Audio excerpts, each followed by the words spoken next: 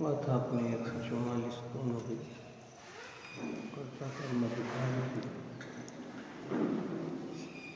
अंतिम गाथा 144 नंबर की थी।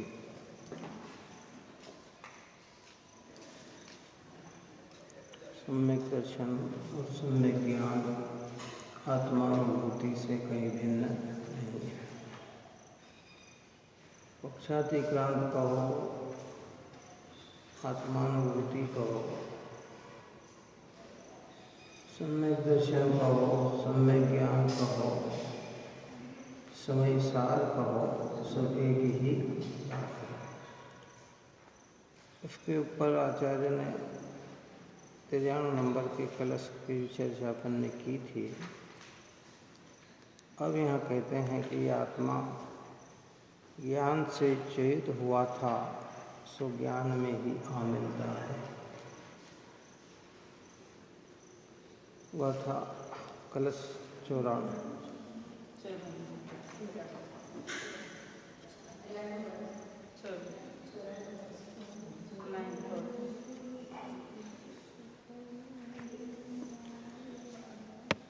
निजोद से जयत इतर जल ढाल वाले मार्ग से बलपूर्वक यदि मोड़ दे तो आमिले निजोद से उसही तरह यदि मोड़ दे बलपूर्वक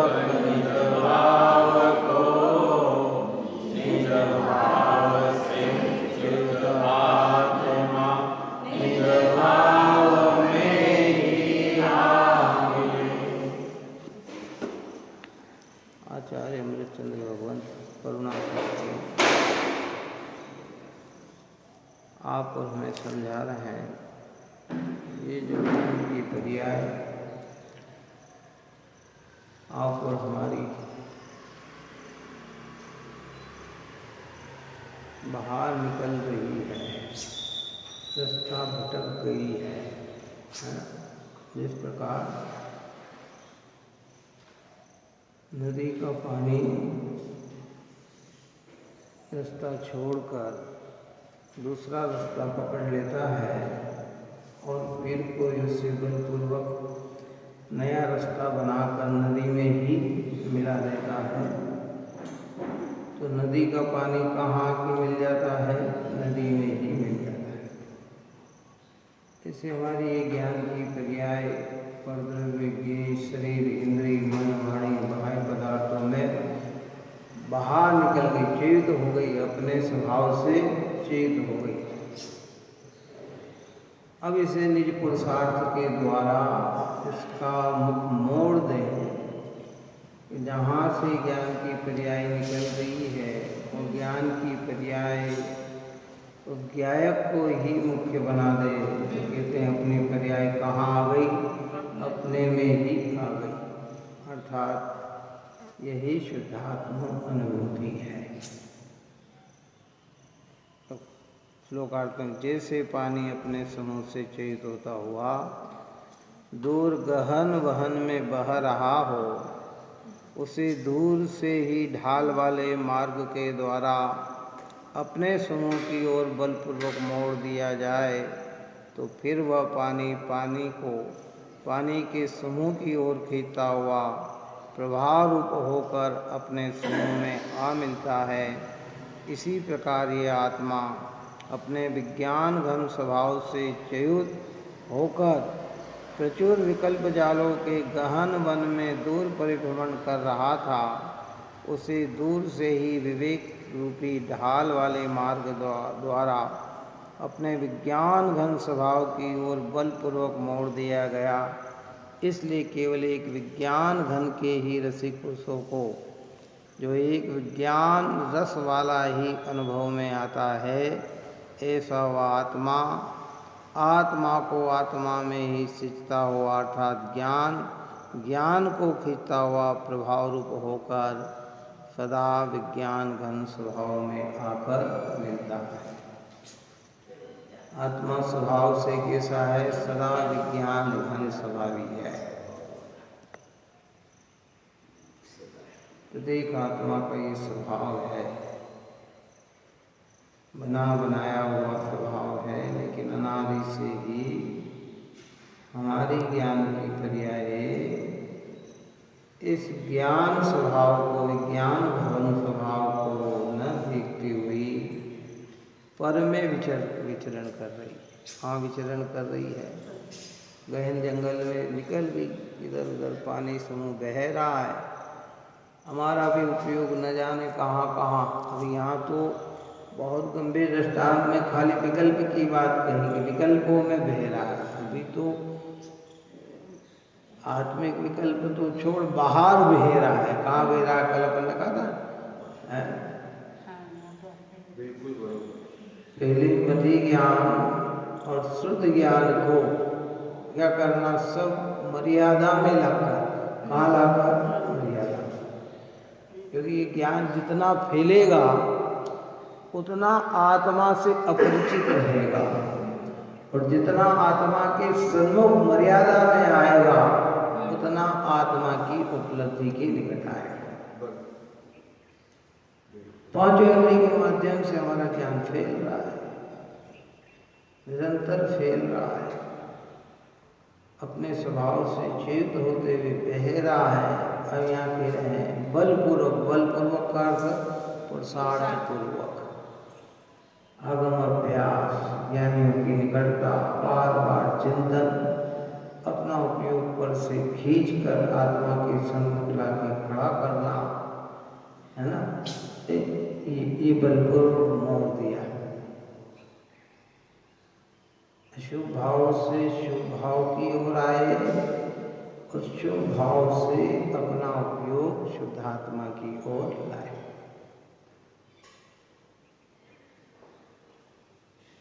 फैलाव में आत्मा का नुकसान ही है और आत्मसम्मुख ज्ञान में आत्मा का फायदा है।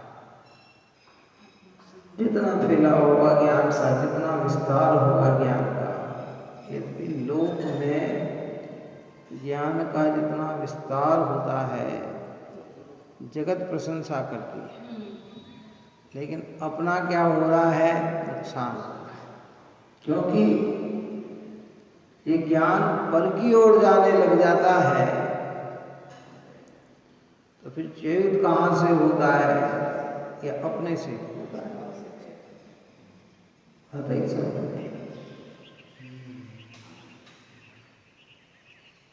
जितना फैला होगा उतना आत्मा का ही नुकसान होगा। इसलिए आत्मसम्मुख बलपूर्वक, पहला बलपूर्वक अपना उपयोग विषय कषाय पारम सारम उदीघ पाप से हटाकर देव शास्त्र गुरु की सानिध्यता में लगाए, अगम अभ्यास में लगाए, और फिर यहाँ से भी उपयोग को खींचकर आत्मा के, और अपना ज्ञान अपने में मिल जाए तो क्या हो गया? बस वही हो गया, प्राप्त हो गया। पानी अपने समूह से बिछड़ा था, अपने में ही आकर मिल गया।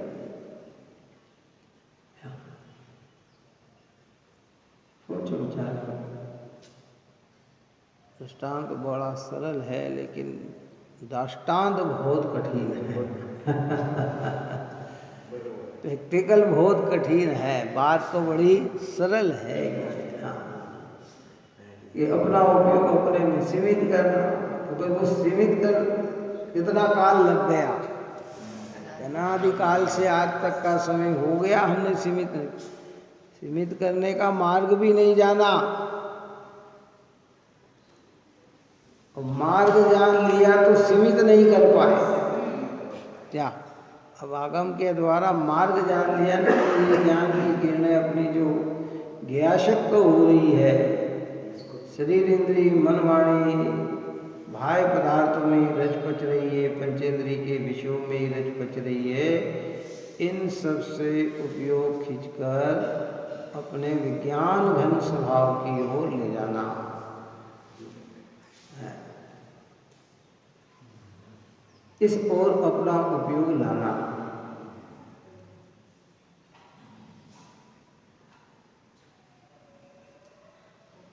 सम्यक दर्शन सम्यक ज्ञान की शुरुआत यहीं से होती है कि जो पर्याय अपने से अनजान है वह पर्याय अपने से ही परिचित हो जाए। अभी अपनी सारी पर्याय किससे अनजान है? अपने से अनजान है। हाँ, विज्ञान घन स्वभावी है, एक नहीं, प्रत्येक आत्मा का स्वरूप ही ऐसा है। किसका? ऐसा नहीं कि मेरा, जितनी भी आत्मा जगत में है स्वभाव से सब कैसी है? विज्ञान घन स्वभावी है, सब में ज्ञान भरा है, लेकिन उसकी ज्ञान की किरणें कहाँ? अब एक इंद्रिय पर्याय प्राप्त की, वहाँ सारी दूसरी, तो वहाँ स्पर्श इंद्रिय के माध्यम से ही ज्ञान उसका फैला हुआ है। भले वो अक्षर के अनंतवे भाग हो, थोड़ा सा हो, कैसा हो, वह ज्ञान की पर्याय अपने सम्मुख नहीं है।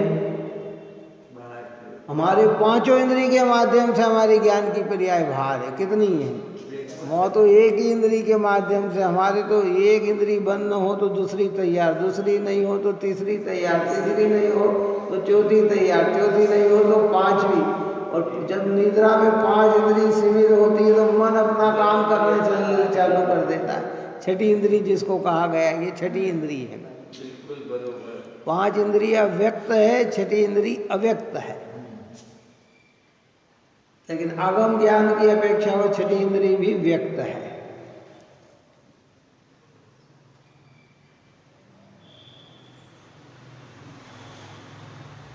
बहेरा है ज्ञान, बहेरा है, अपने स्वभाव से चेत होगा। क्योंकि देखो, समुद्र होता है ना तो उसमें लहर तो आती है। क्या आती है? ऐसे ज्ञान स्वभाव है, उसमें पर्याय की कल्लोल तो आती है, लेकिन जो पर्याय अपने को लक्ष्य करती है वह पर्याय अपने से बाहर नहीं गई। कहाँ गई? बाहर नहीं गई। और जो अपने को लक्ष्य नहीं करके बाहर निकल जाती है, कहते वो ज्ञान की बर्बादी है, अर्थात वही अज्ञान है, मिथ्या। कुंकुंदाचार्य जीवन का चरित्र बताता है। जब माता थी, माता से कहा कुंकुंदाचार्य देव ने कि माँ मैं खेलने जाऊँ, तो कि बेटा जाना, पहले तो घर में ही खेल लेना। कहाँ? और अगर घर में मन न लगे तो बाहर मोहल्ले में ही खेलना, आंगन में ही खेलना। तो मैं आवाज़ लगाऊंगी तो तू फटाफट आ जाएगा, और दूर दराज निकल गया तो फिर मेरी आवाज़ भी तेरे कान में पड़ने वाली।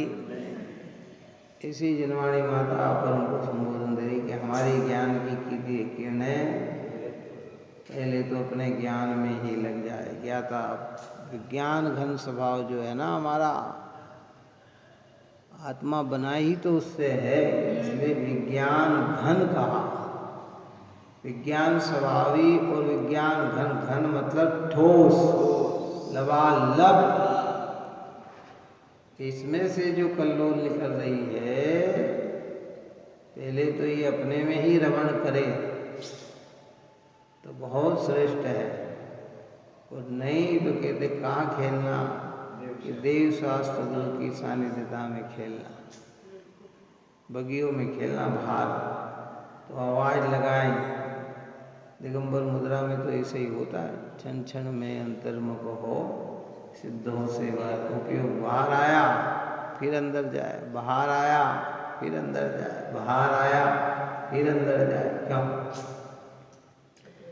और पूरा जीवन उनका जितने समय के लिए भी मुनिराज बनेंगे, या तो भीतर में रमण करेंगे, 28 मूल गुणों में अपना उपयोग लगाएंगे। कितना? इससे ज़्यादा उपयोग उनका जाता ही नहीं। हाँ, जो भी क्रिया होगी तो वो 28 मूल गुणों के आधार से ही होगी। आर होगा तो उसके, बिहार होगा तो उसके, निहार होगा तो उसके। क्यों है? बोलेंगे तो भाषा समितियों के आधार से बोलेंगे, हित में तो बोलेंगे। क्यों?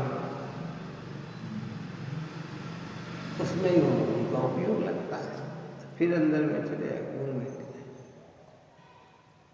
गृहस्थ जीवन में उतनी निर्मलता प्रचुरता तो नहीं होती है, लेकिन दृष्टि में आत्मा बस जाती है कि हो मेरा स्वरूप तो ऐसा है। देखो भावार्थ कहते, जैसे पानी के निवास स्थल से किसी मार्ग से बाहर निकलकर वन में अनेक स्थान पर बह निकले और फिर किसी ढाल वाले मार्ग द्वारा ज्यों का त्यों अपने निवास स्थान में आ मिले, इसी प्रकार आत्मा भी मिथ्यात्व के मार्ग से स्वभाव से बाहर निकलकर विकल्पों के वन में भ्रमण करता हुआ किसी भेद ज्ञान रूपी ढाल वाले मार्ग द्वारा स्वयं ही अपने को खींचता हुआ अपने विज्ञान घन स्वभाव में आ मिलता है। मिथ्यात्व के से तो बाहर, अभी ढाल वाला मार्ग कौन सा है कि भेद ज्ञान का मार्ग ढाल वाला है।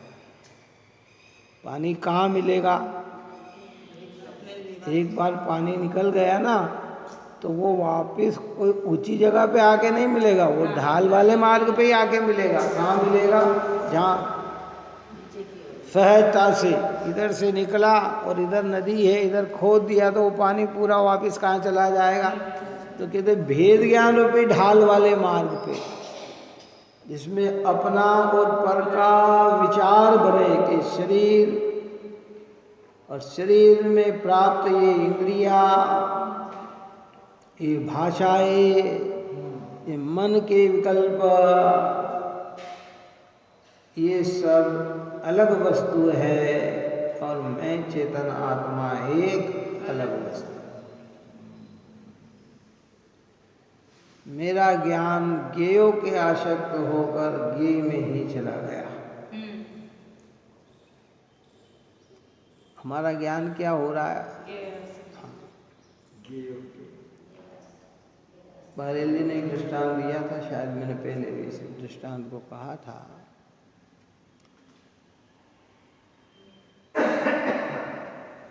कि गांव में दो किसान थे, दोनों के खेत आसपास में थे, दोनों के यहाँ भैंस थी। किसकी?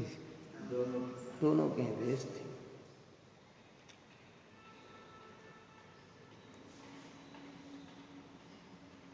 एक किसान का भैंस का बछड़ा दूसरे किसान के भैंस का दूध पीने लगा। बछड़ा किसका पीने लगा? दूसरे की भैंस का पीना। तो वो किसान खुश हो गया। कौन? जिसकी भैंस थी। तो वह मेरा बछड़ा मेरी भैंस का दूध न पी के इनकी भैंस का दूध पी रहा। बछड़ा जिसका था वो। हाँ, वो खुश हो, उसको अच्छा लगने लगा। क्या हुआ? उस किसान का क्या कर्तव्य था? बोलो, क्या कर्तव्य था उसका? कि उसको खींच के लाके अब अपनी भैंस, क्यों भैया तू तेरी भैंस का, अपनी भैंस का दूध पी। पर उसको अच्छा लगा। दूसरे किसान ने भी ये देख लिया। क्या? उसकी भैंस दूध नहीं दे रही थी। किसकी? उसका बछड़ा मर गया था। किसका?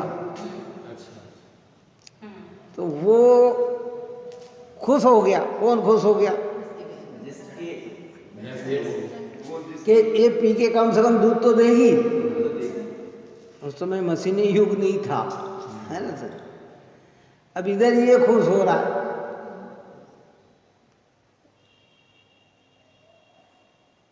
समझाने का प्रयोजन उनका ये था कि भाई तूने अगर अपने बछड़े को नहीं रोका तो ये जिसका दूध पी रहा है ना उसको ही मां समझकर ये बछड़ा भी उसका हो जाएगा।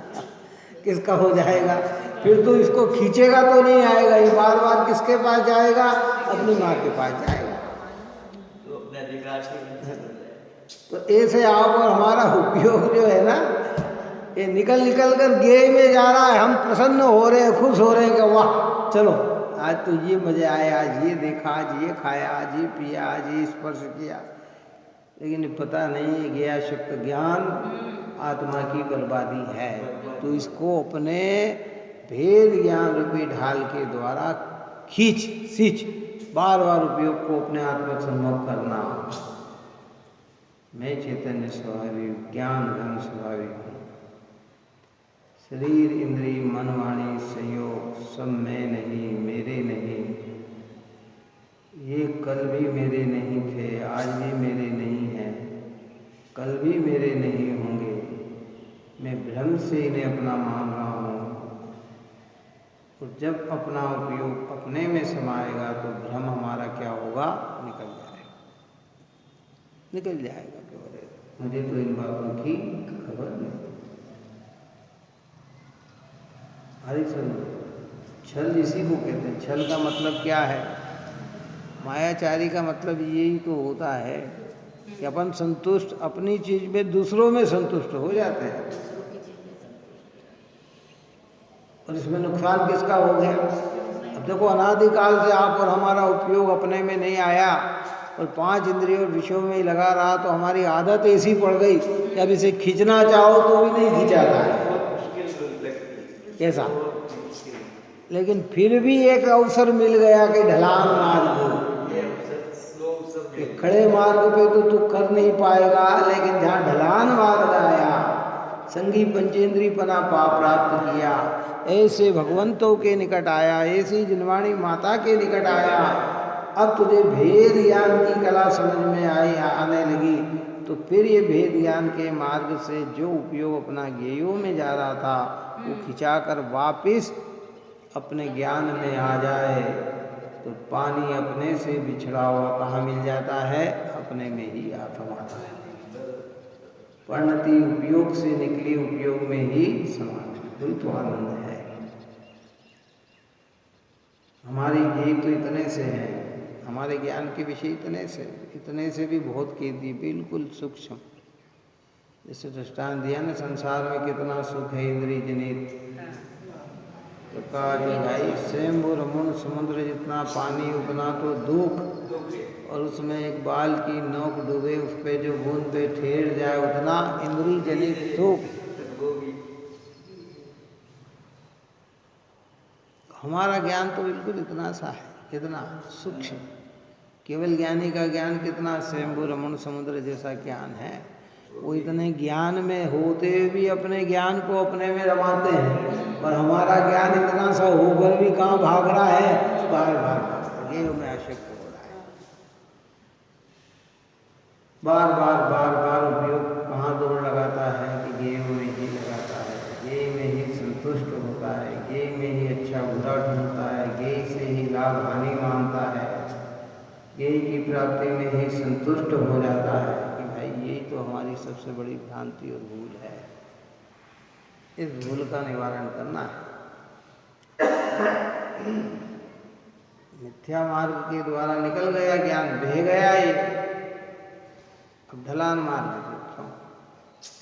अच्छे बच्चे होते हैं ना, घर के अच्छे परिवार का बच्चा कुसंग में पड़ जाता है, घर से निकल गया कुछ तो बिगड़ जाता है।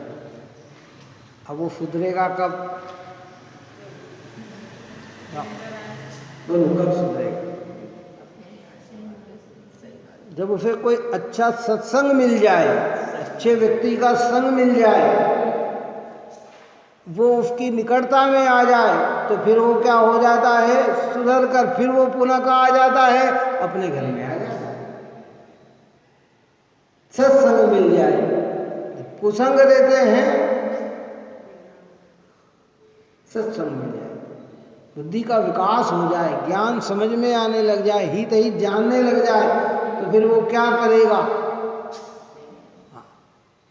बिगड़ने की उम्र कहाँ रहती है?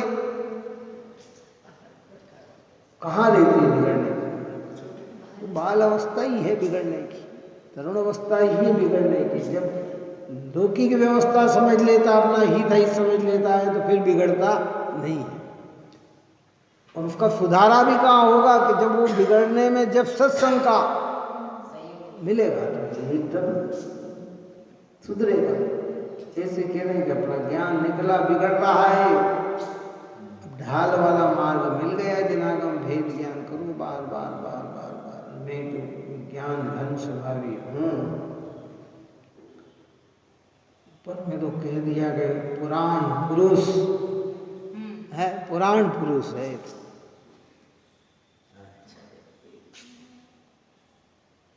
पुराण अर्थात आदि मध्य अंतरहित। कैसा विज्ञान घन कैसा है? न आदि है, न मध्य है, न अंतरहित। वो तो जो है सो है, ऐसा आत्मा है हमारा विज्ञान घन स्वभावी। बस उसकी ओर दृष्टि जाए, पुरुष यानी आत्मा, उसकी ओर लक्ष्य जाए हमारा।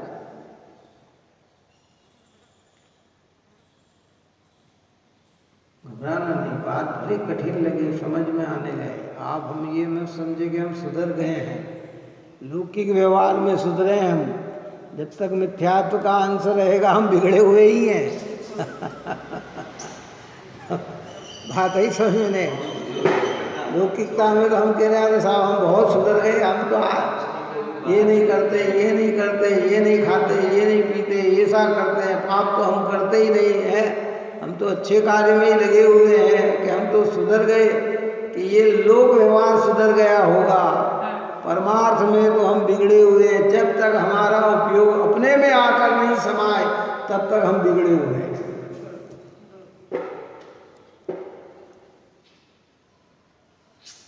और बिगड़े की गति क्या होती है?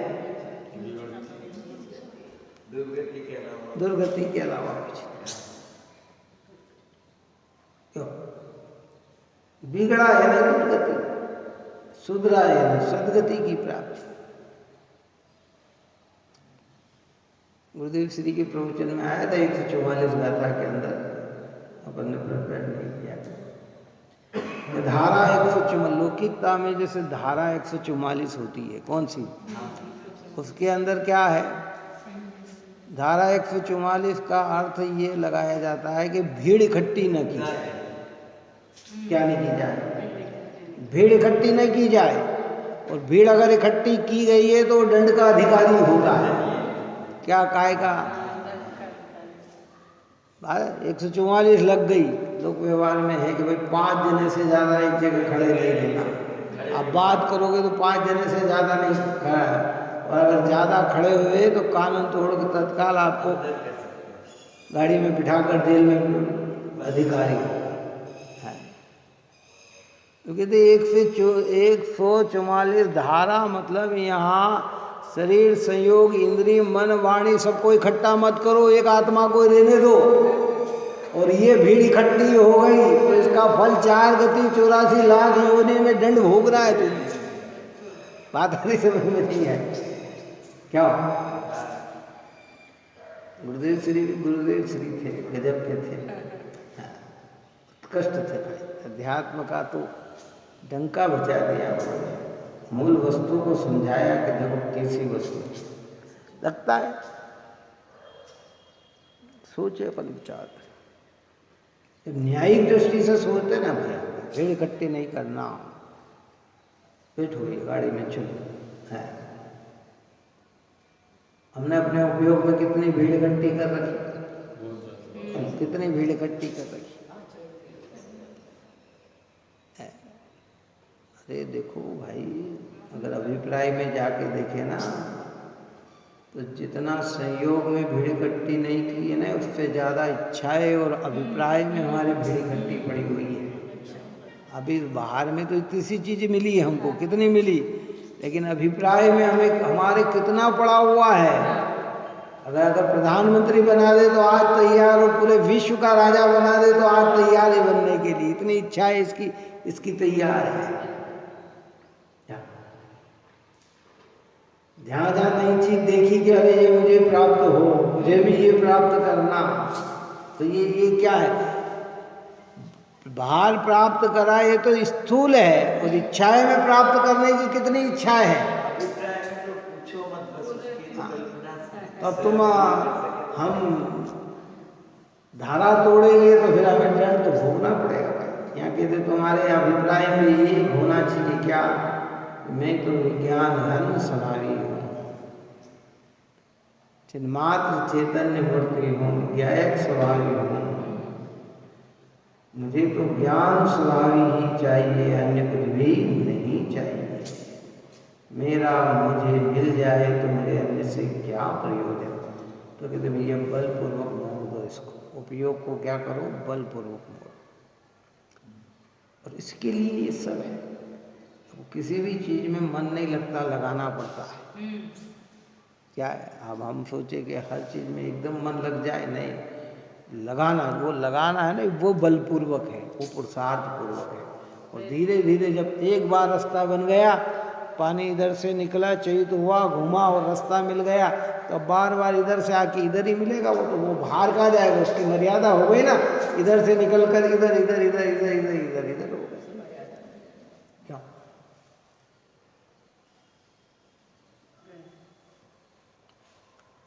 नर्मदा नदी को मोड़ा ना, उधर से लाए, इंदौर की है, थी नहीं, लेकिन उसकी धारा बना दी, तो अब वो उसी धारा में बहती हुई चली जा रही है। कहाँ चली जा रही है, अब पानी बाहर नहीं निकल रहा है, वो उसी में आ रहा है।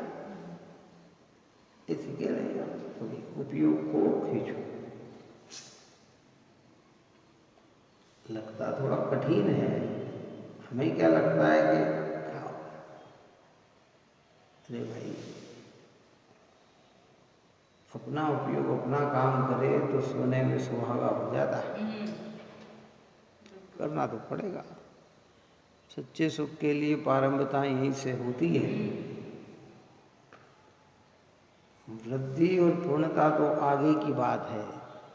अपन ने उस रोज कहा था कि जहाँ अंश ही तैयार ना हो तो सर्वांश तो कहाँ से हो जाए। हाँ, क्या बीज अगर रोपण ही नहीं हुआ है तो उस पर तना और शाखाएं और फल तो कैसे लगेगा उस पर भाई। शुरुआत तो वहीं से होगी ना। ऐसे कहते जब हमारा ये उपयोग हमें लगे कि वो आत्मा कैसा है कि विज्ञान घन स्वभावी वाला है, और कब है, कब तक रहेगा। इसलिए उसमें कहा कि ना उसकी आदि है, न मध्य है, न अंत है। ये तो पुराण पुरुष है सदा।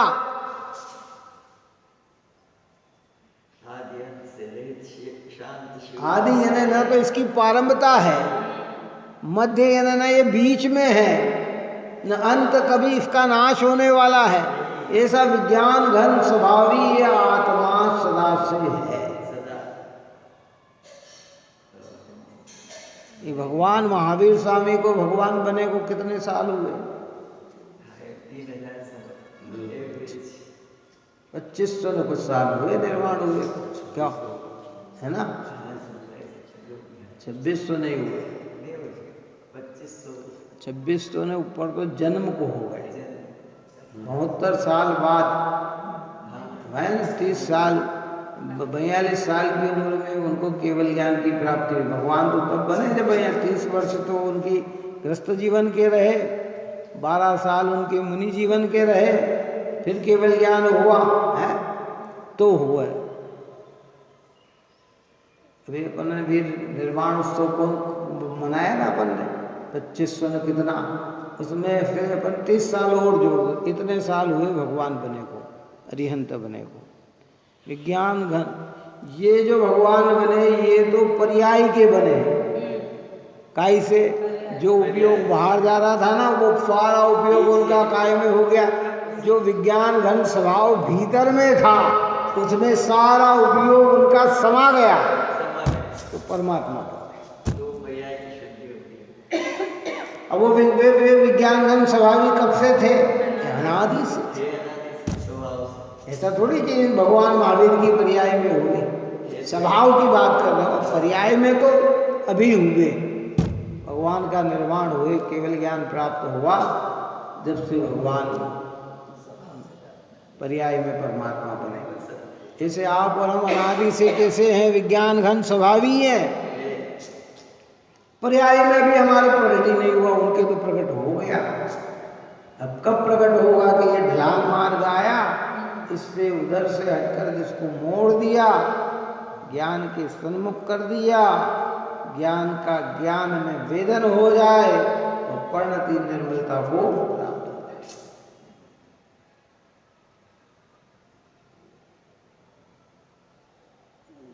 सोचो विचार करो, बहुत गजब की बात। गुरुदेव श्री जी का ढलान मार्ग भेद ज्ञान का मार्ग है। ये सब व्यवहार हो, ये जितनी चर्चा करेंगे ये सब व्यवहार है। इनको हम ढलान मार्ग कहेंगे, जब इधर आ गए ढलान मार्ग, ये सब वास्तविकता में तो ये भी ढलान मार्ग नहीं है। कौन सा? इसलिए ऊपर में शब्द डाला, भेद ज्ञान का डाला, क्योंकि मंद कषाय के प्रसंग तो जीवन में बहुत बन जाते हैं, लेकिन 100 और पर की सच्ची जानकारी मिलना, भेद ज्ञान करना, ये बहुत विरल होता है। हाँ, हाँ। इसलिए कहा कि इस प्रकार आत्मा भी मिथ्यात्व के मार्ग से, स्वभाव से बाहर निकलकर विकल्प के वन में भ्रमण करता हुआ किसी भेद ज्ञान रूपी ढाल वाले मार्ग द्वारा स्वयं ही अपने को खींचता हुआ अपने विज्ञान स्वभाव में आ मिलता है। अपने विज्ञान स्वभाव में आ मिलता है। बाहर में कुछ नहीं लगेगा इसमें कि कुछ किया, क्यों? ये सब भीतर की चीज है। जो आप और हम कर रहे हो तो दुनिया से परिचित है, जो ये करना है इसमें दुनिया से परिचितता नहीं, अपने से परिचितता होती है। कैसे? हमको अभी हमने सिद्ध चक्र मंडल विधान में पूजा करी, सबने देखा ये कर रहे हैं, वो कर रहे हैं, इनने करी, इनने पूजा की, इनने भक्ति की, इनने भजन गाया, इनने नृत्य किया, इनने नाटक किया, इनने द्रव्य दिया, इनने दान दिया, ये सब बाहर की चीज सबको दिखी। क्या दिखी? अभेद ज्ञान। ये मार्ग पक्का मार्ग नहीं, पक्का मार्ग ये है। और जब ये भाव आते हैं तो ये प्रक्रिया दिखती है। क्या कहते हैं? जब कान अगर जब पुष्प खिलता है तो सुगंध उसकी क्या होती है? बिखरती है, उसकी बिखरती है, सहज ही होती है उसकी ऐसी। जब भेद ज्ञान होगा तो ये भी प्रक्रिया भूमिका के अनुसार, पर ढलान वाला मार्ग जो है वो भेद ज्ञान का मार्ग है। कौन सा मार्ग है? भेद। हम विचार करें बार बार। अरे कल कहा था ना, परसों कहा था कि भगवान ने तो हमें कैसा देखा? उपयोग स्वरूप देखा है, चिन्मात्र देखा है, चैतन्यमय देखा है। मैं तो त्रिकाल त्रिकाल त्रिकाल ज्ञाता और ज्ञाता हूँ। ज्ञान ज्ञान ज्ञान से ही भरा पड़ा हुआ हूँ। ज्ञान ही मेरा लक्ष्य है, स्वभाव है।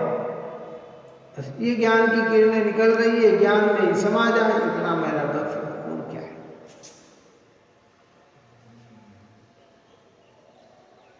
व्यवहार में बहुत आरोप दिए जाते हैं, वो अपनी जगह हो सकते हैं, लेकिन परमार्थ की जब बात चलती है तो वास्तविक व्यवहार में तो निमित्त नैमित्तिकता में बहुत सारी चीज़ें। निमित्त नैमित्तिकता का अर्थ कार्य होने पर निमित्त होता है। निमित्त भी सच्चा तभी कहलाता है जब कार्य हो जाए, नहीं तो ये कार्य तो हमने पूर्व में भी किए हैं ना, है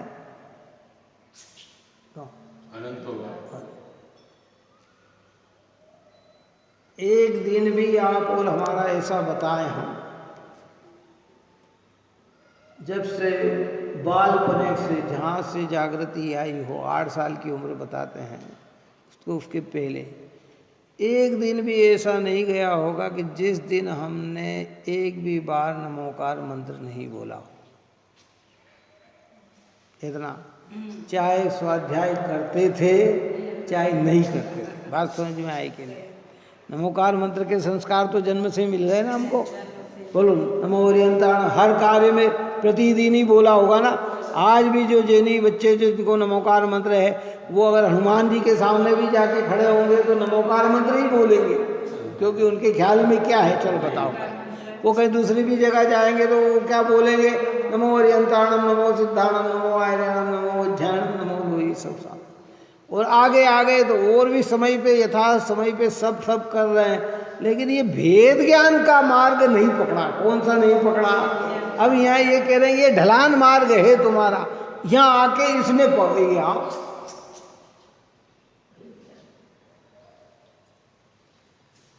भेद यानी भेद ज्ञान का अर्थ बताएगा ना, भेद ज्ञान का मतलब क्या होता है?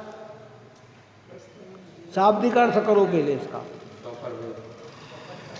भेद यानी भिन्नता। भेद यानी क्या होता है? भिन्नता। भिन्नता का ज्ञान। किसका ज्ञान? भेद ज्ञान मतलब क्या? भिन्नता का ज्ञान। अब आत्मा किस किस से भिन्न है ये इसका ज्ञान करो, बस सीधी सी बात है। कि आत्मा किस किस से भिन्न है? जो स्थूल दिख रहे हैं उससे तो भिन्न है ही, है ना? फिर चलो तो जो मकान दुकान खेत खलियान बाग बगीचे वस्त्र आभूषण इससे भिन्न है ना? रिश्तेदार नातेदार सबसे भिन्न है। फिर निकटता में चले आओ तो इंद्रियों से भिन्न है, शरीर से भिन्न है, वाणी से भिन्न है, मन से भिन्न है।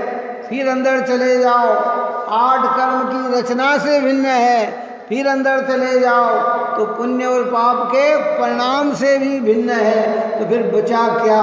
कि विज्ञान धर्म स्वभाव बचा। बोलो, उससे भिन्न नहीं है, उसमें तो उपयोग ढालना है।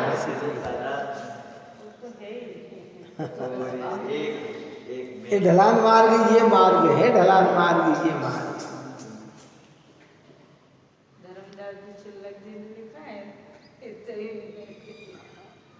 गजब की बात है। इससे ऐसा नहीं समझना कि परमात्मा की महिमा कम हो जाएगी। कह रहे नहीं नहीं भाई, ये तो सिरमौर पदार्थ है ही, पर इनका द्वारा उद्देशित मार्ग ये मार्ग है।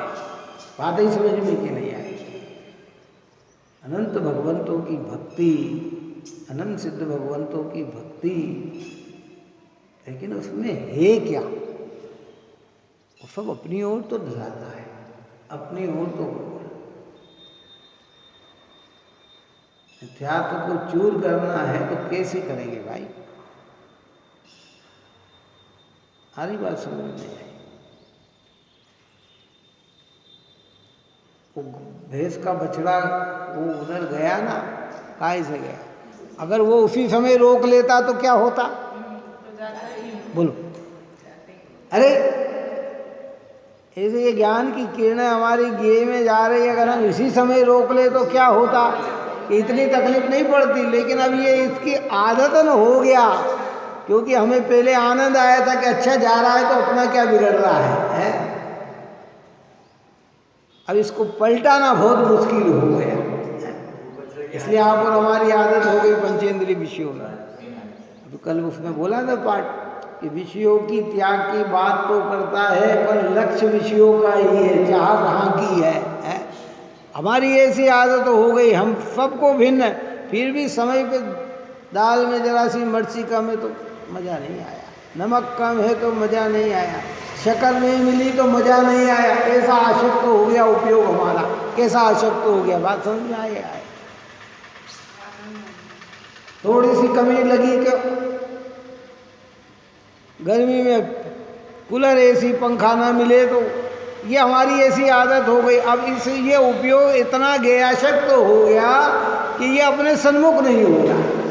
अब ये ढलान मार्ग, भेद ज्ञान का मार्ग क्या है? ढलान।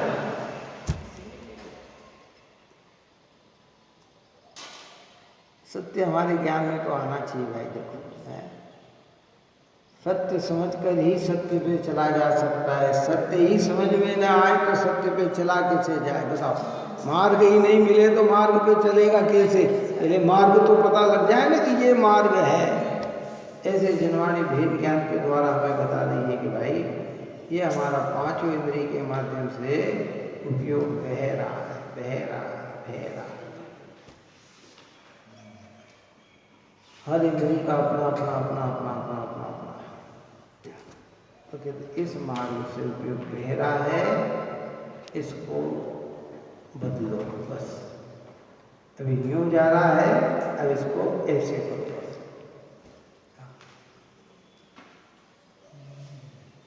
अंदर में कैसा पड़ा है, अंतिम बात के भी पूर्ण कर रहे हैं। अंदर में कैसा है, विज्ञान घन स्वभावी। बनाना नहीं है इसको, बना बनाया है। वो बने बनाए के आश्रय से पर्याय में बन जाएंगे, काय में बन जाएंगे। हाँ, ऐसा नहीं कि इसको अंदर में विज्ञान घन स्वभावी बनाना, वो तो स्वभाव से तो विज्ञान घन स्वभावी है ही, बस उसमें उपयोग जोड़ने से वो परिणति भी धीरे धीरे धीरे विज्ञान घन होती चली जाएगी। पहले सम्यक दर्शन रूप में होगी, सम्यक ज्ञान रूप में होगी, अंश रूप चारित्र में होगी, और धीरे धीरे बढ़ती हुई पूर्णता को प्राप्त होगी। तो वो प्रकट हो जाएगी जो भगवंतों ने प्राप्त की है, अनंत सिद्ध भगवंतों ने प्राप्त की है, साक्षात केवली भगवंत को विदेह क्षेत्र में प्राप्त है। ऐसी निधियां धीरे धीरे क्रमानुसार आप और हमें भी होगी। कब होगी, जब इसका रस हमारी परिणति में आए। इस प्रकार की चर्चाएं की है। आप हम सभी जीव अपने उपयोग को उपयोग स्वभावी आत्मा के सम्मुख करके इसका आनंद ले। यही होगा। सहजानंदे शुद्ध स्वरूपी अविनाशी आत्मस्वरूप। सहजानंदे शुद्ध स्वरूपी अविनाशी आत्मस्वरूप। सहजानंदे शुद्ध स्वरूपी अविनाशी आत्मस्वरूप।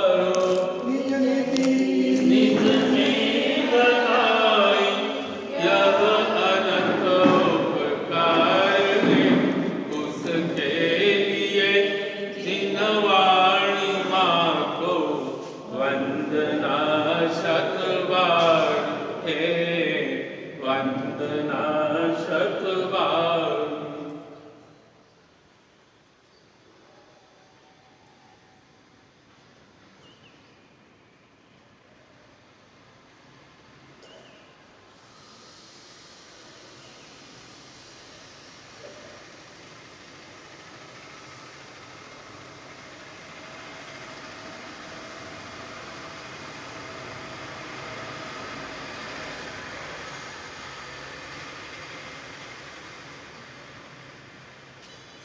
वाणी के ज्ञान से